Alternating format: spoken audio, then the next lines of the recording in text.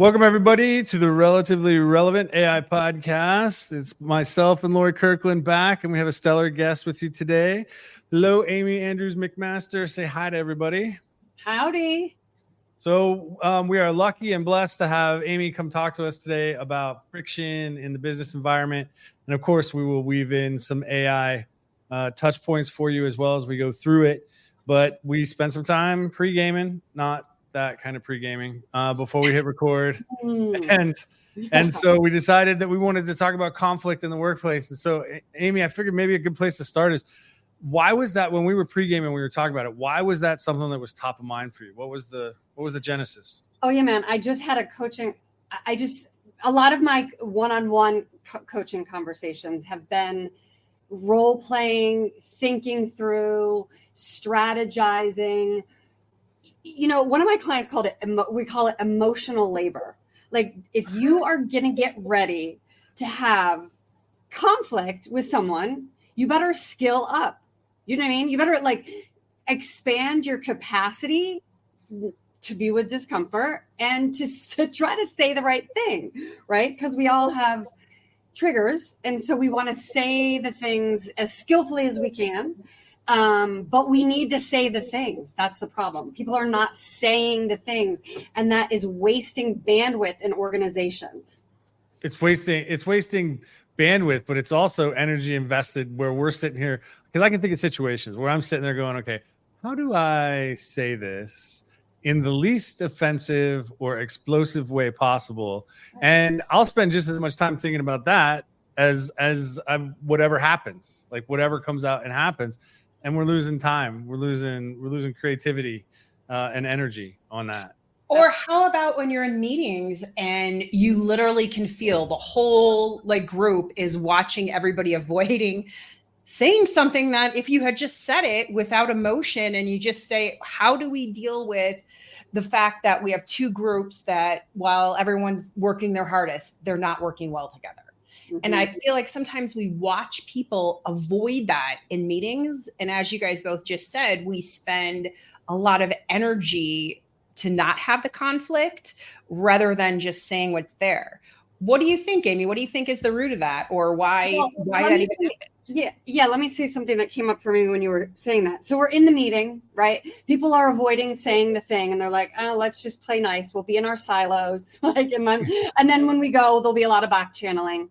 But the thing is, if the conflict finally comes up, then there's a second thing. So we either avoid the conflict or we try to rush through it like freight train speed, like, holy shit, Lori said the thing. Let's move through it. And so we get on the bullet train, and now we're all trying to just speed through it. So, we need to be in the messy middle of, holy shit, this is uncomfortable, but it's finally been said. So let's get all the perspectives on the table, right? And let's see, we go into solutioning too fast. We either avoid it or we go hyperspeed into solutioning. Everyone needs to take a nice deep breath and go, ooh, guess who's here? Some conflict, right? And so what did you learn about conflict when you were younger? What have you, there's a lot of layers around conflict. Well, and there's a lot of time people spend not only avoiding it, but inhibiting the potential that they could be bringing to an interaction or to a team or to an organization out of that fear, out of their own triggers or the fear of triggering somebody else. And as we look at this influx of tech and it reducing the transactional time people spend on stuff because it can automate all of that, we're going to be spending a lot more time on this human stuff. And if we don't get comfortable in the shitstorm right now and figure out how to make something positive come out of it, I think people are going to get bored, number one. And number two, I think companies are going to miss huge opportunities for innovation. Absolutely.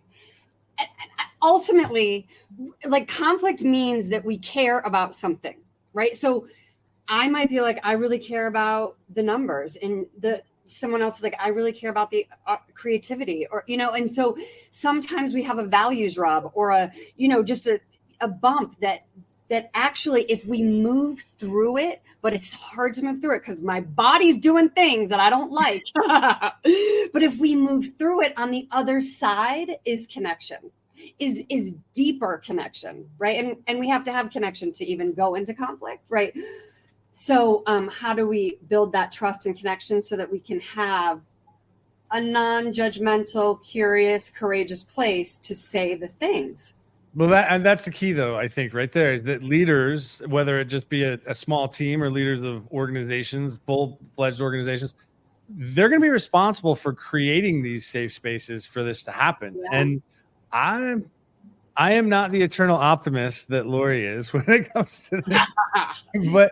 But I'm concerned that as a result of not being able to create those safe spaces or knowing how to facilitate the friction in a positive way or for a positive outcome, they actually do damage not only to the organization or what's possible inside of the team, but to the individuals and the individuals' perceptions of business and how they should interact effectively. I can't agree more. Like, I can think of so many examples where leaders think, and I've gone into meetings, right, where it's going to be a tough meeting. Everyone's got the best intent. They're coming in. And then let's say, the highest person in the room is trying to, as you said, Amy, rush through it. But what ends up happening when you don't actually acknowledge and witness the problem is that leader looks weak. So if you're doing that, you do look weak to your team. You can end up hurting people and creating so much more work on the back end to clean up the uncomfortableness and the way that people's emotions didn't feel seen or they didn't feel seen. And then all of a sudden emotions become a really big part of your work, schedule that you have to deal with, rather than being brave and being a leader to say, that feels like it's uncomfortable. How is everybody else feeling? Or let's take a breath and sit with this. Everybody 3 minutes break and then come back and we're going to talk about it, right? Like, it doesn't have to be as painful as people think. However, I just see many leaders who in today's business world really just feel like a really good meeting and really good leadership is that we avoided all the hot topics. Mm-hmm. Well, the question becomes how. So how would anybody recommend, one of the things that always comes to my mind is I always need a sounding board. I need somebody that I trust, even as I lead teams, global teams, small teams, whatever it is, or work with organizations that have these global teams. I need somebody that can talk me off the ledge, or tell me that my pattern I'm running or the thing that is coming to be relevant for me is about me. It isn't truly about the situation. I'm misreading. I just had this situation with another business partner, called me up this afternoon, a little frantic. Hey, I need you to walk me off the ledge because somebody did this and this is what I think. And I was like, well, wait a minute. I don't know that that's necessarily true. And so I need that. I need that kind of feedback in an honest, authentic way, but I also have to be in a space to accept it and hear it. And I don't know how leaders are going to be able to pull that off. Yeah, Chad, everybody needs that buddy. Like, you know what I mean? We need the life. Everybody's forever. Sorry. Like that buddy who can say, I'm in this. I need a perspective is a courageous, is a curious person, because we need like a gap between our pattern, between like, I'm in it, I'm running this, the stories, and help me see something else. Like, help me find another perspective. Help me, open the window for me so I can get some new breeze in here to extend what's possible. Because when we collapse into our own shield of protection or our own patterns, we cannot see possibility. It's not possible. Right. Yeah. And something that you said, Laura, I wanted to say about, I think you said like building trust and then repairing trust. You were like, it's way bigger to repair trust. And I want to highlight that. Like, building trust is one emotional labor, but like repairing trust, I would say, is 2 to 3 times more emotional labor than the building on the front end.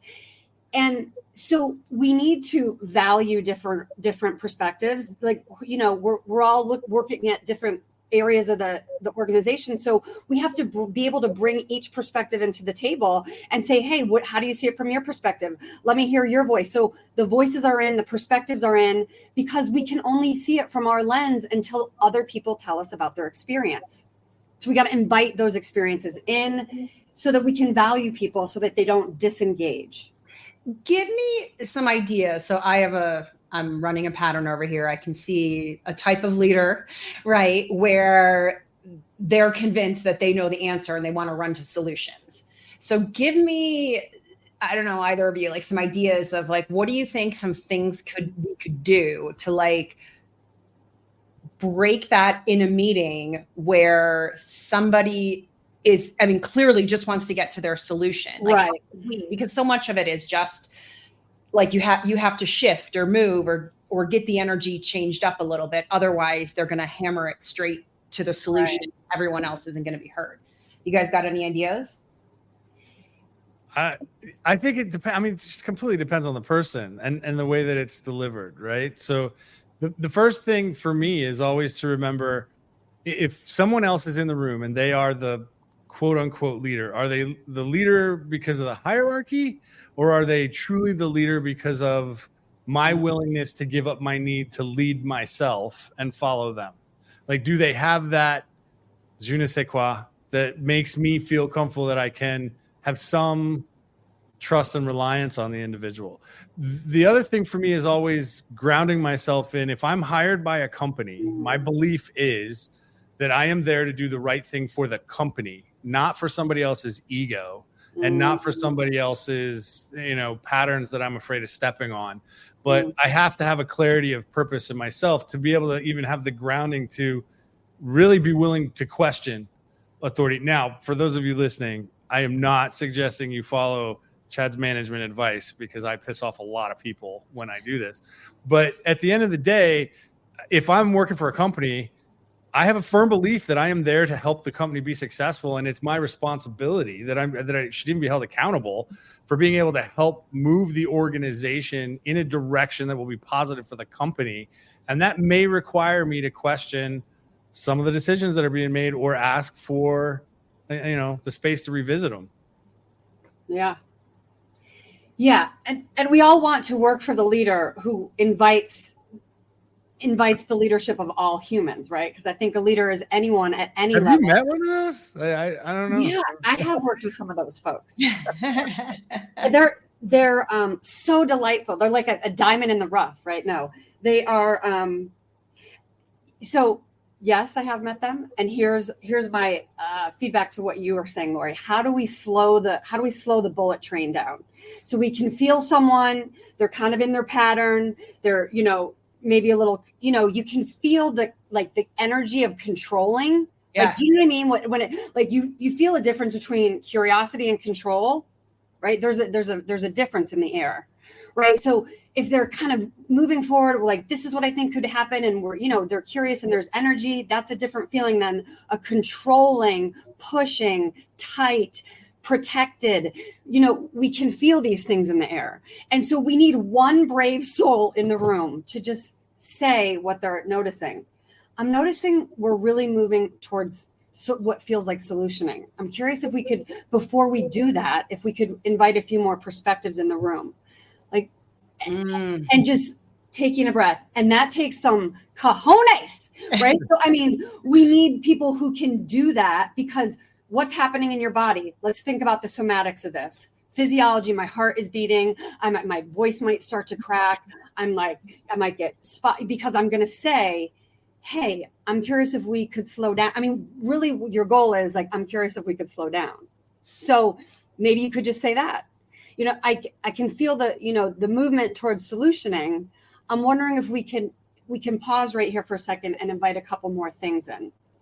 I have an idea. I'm wondering if anyone else does. So do you think it might be effective? Because I mean, as I'm thinking through, like, I can remember doing this in certain situations, instead of trying to do it in a way that makes anyone else feel overly challenged or overly less than, I often ask for clarification for myself. Mm-hmm. I'll say, hey, wait, hold on a sec. I'm not sure I'm It's my small little brain. I'm not sure I'm caught up with everybody. Can we back up a second? And I want to make sure I'm clear on this, because I don't feel like I'm tracking with everybody. So is it make self-deferential? Is that potentially a tactic in certain situations? Yeah. I think it is, and I want to say something about that, because I think people do that, and I think it's a beautiful possibility. And I think we want people to stand their sacred size. So we don't want people to shrink, and we don't want people to puff up. So like, can you say that without like self-deprecation, or like does that feel actually in alignment with what's true for you right now? No. I mean, Right. in So that's very rare instances, maybe. But I'm going to have to go back and look at the transcript. That phrase you just used, I love it. Embracing the size, because I got more than enough size for most people. But I would literally be, if I were being true to me, I'd be like, so hold on, what the F are you thinking right now? Right. And so we got to find the middle between that those would two. be The middle of Well, those statements. so. But I'm a Libra. It's all extremes over here. Well, Amy, I was going to say, like, I just think of all of the like self-talk, and like, if you're like, I'm going to be the brave one, right? Like I've been in the position where it's my job to be the brave one and be like, I got to bring the group along.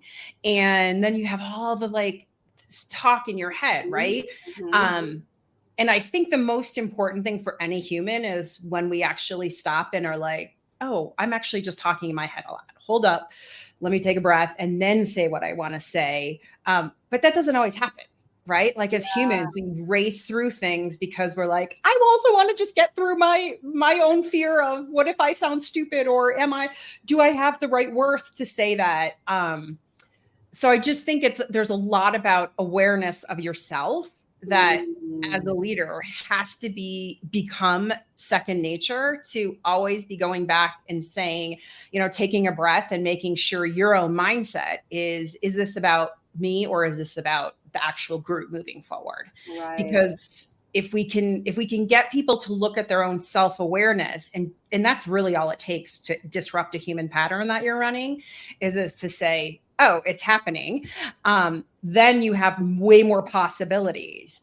But it is about practicing it enough so that when we're in those situations, it doesn't feel like, right, those times where we feel like it's way up here and I have to get this out before I suffocate.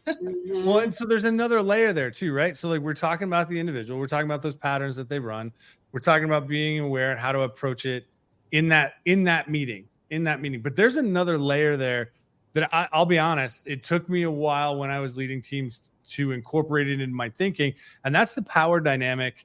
And I'm talking about the business power dynamic. You could have a leader in the room who potentially holds your livelihood in their hands. And so now I'm not just thinking about how I look in this room. I'm thinking about, depending on what your financial situation is, supporting my family, making sure my kids have benefits. Like all of this other stuff comes into it. That I know there are some people that are aware of that, but I don't often see it at the forefront of the presentation of thinking, let's say. And I think that may be worth reminding leaders as well, is like, there's a dynamic going on in this room, but there's a dynamic in context here that the way the industrial hierarchical organizations are structured brings into play as well. 100% agreed. There's so many factors that I'm calculating, right? Your subconscious is like a supercomputer calculating, but if I say this and I can't, I get fired and I can't pay the bills, like how will that impact my family? So We're constantly running the scenarios. So to say the thing is incredibly courageous because there's a lot at stake. What's the benefit to the organizations if they can get the leaders that can facilitate this? And they can create the safe spaces for there to be that friction. What do you see as the biggest benefits for those teams or those, well, let's do it micro to macro. For the individuals, impact for the teams, or impact for the organization? What do you think the biggest upside is? I think it's value when someone can contribute. I mean, we all want to make an impact, right? So when someone can bring their significance, bring their value, I think that is why we're at work. We want to, be a part of something greater than ourselves. We want to contribute, right? So little me is contributing to this bigger thing. And I think when we can create a safe place to wonder and to get curious, we can start to invite true creativity and innovation for the team. So, but if I can't contribute if I don't feel like I have enough significance or relevance or value because I'm, afraid of all the consequences of being, bringing up the conflict in public or, in the room, and maybe it is one-on-one, maybe it starts one-on-one, maybe that's a safer place for the individual. Maybe it's like, hey, when you were saying that, this is what came up for me. I'm wondering, can we talk about this? So I think we all have to work in the context of our safety, right? So I'm not advocating that everyone be a disruptor, but if there's something alive in you that is like, I don't agree, and you start to check out and you start to devalue yourself, and you like, trickling down is your commitment, trickling down is your life force, trickling down is your aliveness. So I want to elevate aliveness. So I want leaders, I want to work with leaders and for leaders that elevate aliveness and curiosity so that we can have real creativity and innovation at the table, so that we can do what's right for the organization, not for status and egos. Amen, sister. I like that. That is bring aliveness to the organization. That is incredible. And it feels like it's so needed. I mean, I just feel like looking at, at the changes that AI is going to bring, which is going to be some, new mindset shifts are going to have to happen. But with that means then the release of old mindsets. And as you were talking about, there has been a very long, probably 100-year tradition of saying aliveness, your value doesn't matter. What matters more is productivity and efficiency. But we've tried to get so productive and efficient to the point where we're just creating more inefficiency. Right. So I like your commitment to let's bring aliveness back, because that's going to help you and your team, yourself individually enjoy, but then your team and your company propel to things you hadn't even thought of when you're holding an environment that can't allow for real humanness to develop. I also think I think with AI reducing the ability for people to hide behind transactional tasks, because a lot of leaders, instead of coaching and truly leading, they hide behind a checklist and, oh, here's this productivity tick and this productivity tick. And I don't have time to coach you. I don't have time to have these emotional conversations or create this safe space.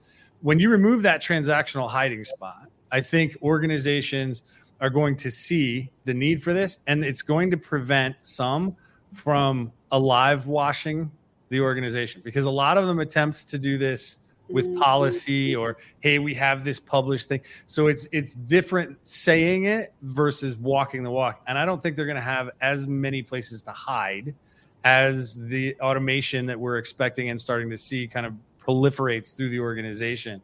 And some of them are in for a rude awakening. I mean, they're going to have to take some serious steps as an individual or as teams to invest in themselves.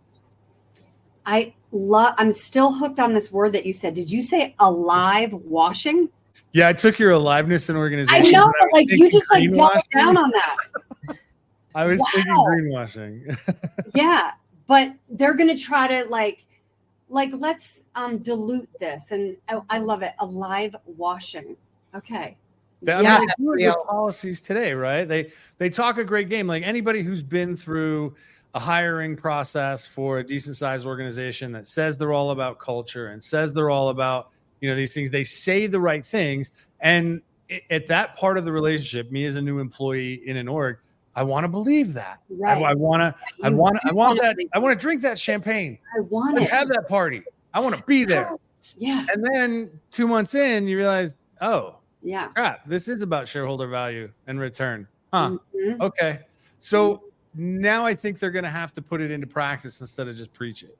Right. Well, I think there's a lot of outward, marketing spiel. This is our vision. It's all about our people, right? That everything looks really good on paper, and that's great. It's there, but it's most often the unspoken rules of the culture that actually does the alive washing, or does the not being a safe place to say things. It's those unspoken rules, and that does not come from a better policy.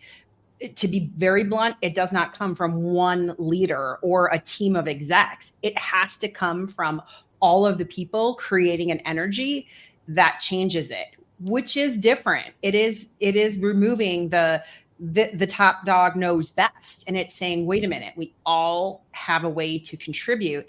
And I can see that being scary for corporations, but I agree with you, Chad. Some of the research says it's going to be by 2027, 40 to 50% of all tasks that can be automated will be, right? So that is saying that the change is coming now. And if you're a leader who ever thinks, well, these people should just be lucky to have a job, or it doesn't matter, I said to do it this way, you might want to recognize yourself as someone who might be alive washing. They want to check themselves. They need to check. Yeah. Somebody needs to check them. Yeah. Somebody needs to check them. Yeah. And let's bring in here, because I think we want leaders that have a high degree of emotional intelligence, right? Mm-hmm. That have self-awareness. They can manage their emotions. They know how to have empathy for other people. They have social skills, right? That they can be with discomfort for the benefit of growth, right? Because no growth comes without discomfort. So if I'm a true leader, I've managed my own capacity to be with the discomfort. That emotional labor and emotional hygiene require. Like, we don't come to the office when we're sick and just get everyone sick, but we still have leaders in organizations who are toxic and who do not have good emotional hygiene.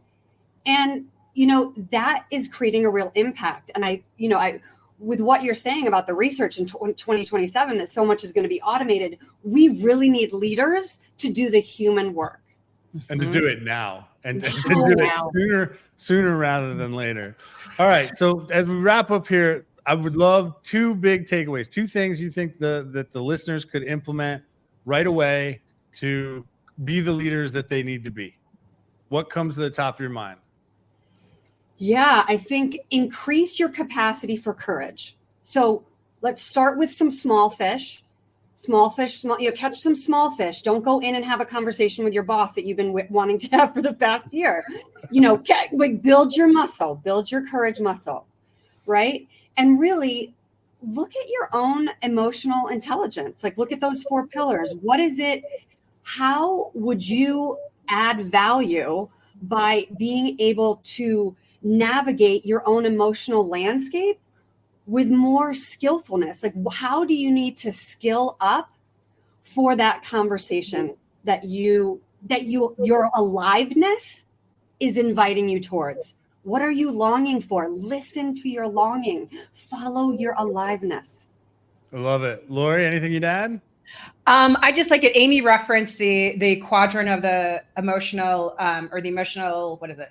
Intelligence, yeah. Quadrant. Yeah. And I just would remind people that most of corporate work today has really been focused on the outer of how do you manage other people. But 50% of that quadrant is how do you calm the inner war that's going on within you.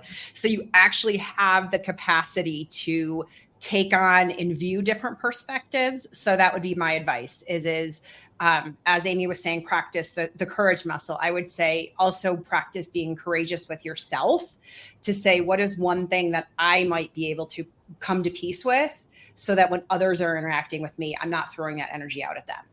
I love it. Awesome. Amy, thank you so much for taking the time to be here today. It's been an absolute pleasure. Thanks for having me. You guys are great conversationalists. Great job. Well, maybe we should do it again. Do it again. All right. We'll talk to y'all soon. Thank you.